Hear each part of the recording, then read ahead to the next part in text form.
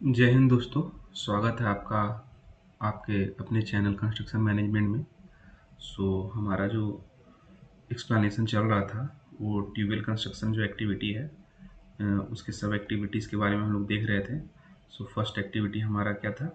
Drilling. इसके बारे में हम लोगों ने देख रखा है। देन इलेक्ट्रिकल लॉगिंग का जो टेस्ट होता है उसके बारे में हम लोगों ने देख रखा है। थर्ड एक्टिविटी है हमारा लोअरिंग ऑफ पाइप, इसके बारे में भी हम लोगों ने देख रखा है। देन हमारा एयर कंप्रेसर, पिछले वीडियोज़ में हमने इस पर बात किया था। आज का जो लास्ट सब एक्टिविटीज़ है हमारा ट्यूबवेल कंस्ट्रक्शन के अंदर, वो है हमारा ओपी यूनिट। ओपी यूनिट कहने का मतलब क्या है कि ओवर पंपिंग यूनिट, इधर हम लोगों ने मेंशन किया हुआ है ओवर पंपिंग यूनिट। अब ओपी यूनिट के अंदर क्या है हमारा, सेम एयर कंप्रेसर जैसा ही है ये, बट इसमें थोड़ा सा चेंजेस है। इसमें क्या है हमारा mobilisation of OP unit, their setup and power source. इसका सेटअप थोड़ा कुछ इस टाइप का होता है। तो ये हमारा क्या है, ये हमारा ओवर पंपिंग का यूनिट है, ओपी यूनिट।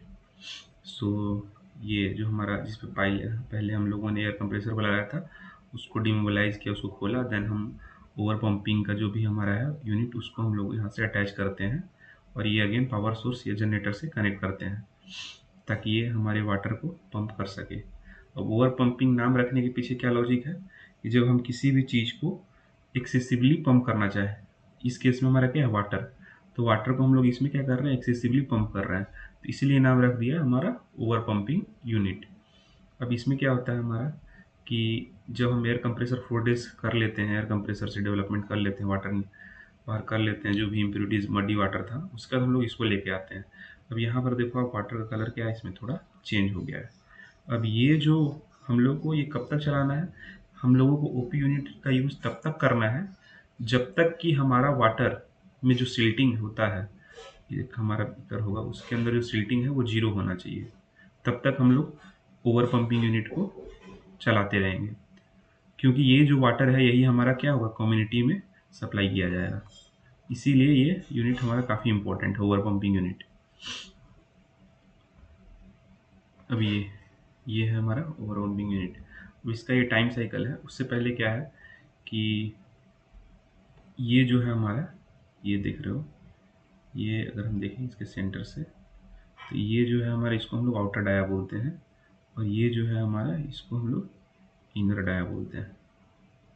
तो ये कुछ इस टाइप का अरेंजमेंट है, ये और ये। तो ये हमारा ओडी हो गया आउटर डाया, और ये जो हमारा ये इनर डाया।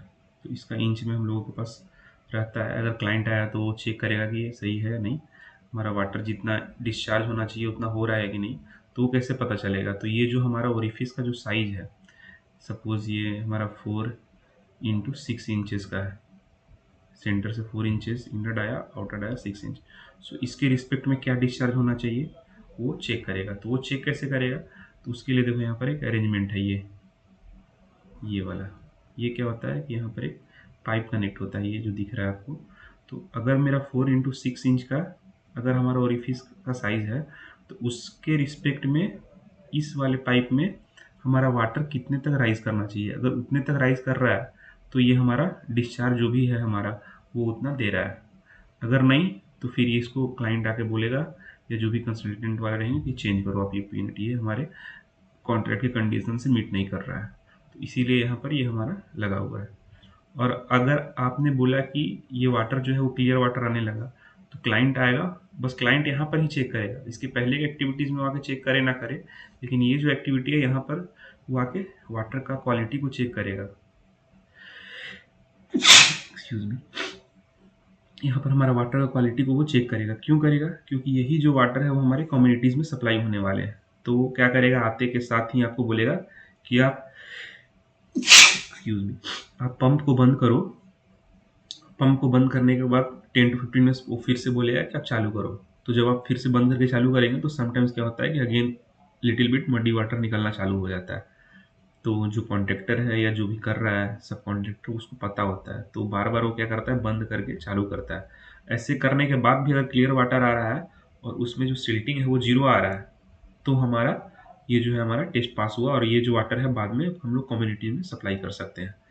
तो ये देखो यहाँ पर जब ये जो डेटा है, यहाँ देखो यहाँ पर अभी भी सिल्टिंग हो रहा है थोड़ा बहुत।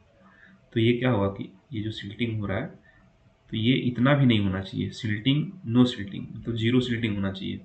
जब हम वाटर को इससे कलेक्ट करें, ये जो हमारा इससे कलेक्ट करें, तो उसमें सिल्टिंग जीरो नहीं, जीरो होना चाहिए। ये बीकर है, तो क्लाइंट आएगा, पहले बोलेगा 15 मिनट बंद करो, उसके बाद वो इस बीकर में वाटर को कलेक्ट करेगा, और अगर नो सिल्टिंग है तो आपका ये जो भी ट्यूबवेल कंस्ट्रक्शन है वो पास हो गया। अगर नहीं तो वो बोलेगा कि और चलाओ, फिर वो कंटिन्यूअस चलेगा, तब तक चलेगा जब तक कि हमारा जीरो सिल्टिंग नहीं आ जाए। एज पर कॉन्ट्रैक्ट थोड़ा देख लेते हैं, या फिर इसका जो हमारा टाइम साइकिल है उसका डिस्कशन देख लेते हैं एक बार। तो ओपी यूनिट का जो वर्किंग आवर है वो अगेन 10 आवर्स ही हम लोग रखते हैं। आप 12 आवर्स भी ले सकते हैं, ये आप पे डिपेंड करता है कि आप कितने देर कोई भी मशीनरी का यूज़ करना चाहते हैं। Total time taken 50 to 60 hours. तो हम लोग हर बार हर एक्टिविटीज़ में हम लोगों ने अपर लिमिट को ही कंसिडर किया है। सो हम लोग इस केस में भी लास्ट का जो हमारा ट्यूबवेल कंस्ट्रक्शन का जो लास्ट एक्टिविटी हो ओवर पंपिंग यूनिट, इसमें भी हम लोग लास्ट वाले को कंसिडर करते हैं, अपर लिमिट को। सो 60 10 आवर्स पर डे के हिसाब से। सो ओवर पंपिंग यूनिट को करने में हमारा कितना दिन का टाइम लगा, 6 डेज का टाइम लगा। सो इस प्रकार हमारा ओवर पंपिंग यूनिट जो है ये भी कंप्लीट हुआ। सो हम लोग देख लेते हैं स्टार्टिंग से कि हमारा ट्यूबवेल कंस्ट्रक्शन, इसका हम लोगों ने एक्सप्लेनेशन स्टार्ट किया था, जिसमें हमारा क्या था, फर्स्ट एक्टिविटी जो था वो ड्रिलिंग का था। सो ड्रिलिंग के में हम लोगों ने कितना लिया था कि एक दिन मोबिलाइजेशन प्लस 3 डेज हमारा ड्रिलिंग। सो टोटल हमारा कितना था, 4 डेज का टाइम लगा था। देन सेकेंड एक्टिविटीज़ जो है हमारा क्या था, इलेक्ट्रिकल लॉगिंग का। सो इसमें क्या था कि एक दिन हमारा टेस्ट करने में, और एक दिन हमारा उसमें सिग्नेचर जो अथराइज पर्सन है उसका लेने में, जिसको हम लोग 2 डेज कंसिडर करते हुए चल रहे हैं। थर्ड हमारा क्या था कि लोअरिंग ऑफ पाइप।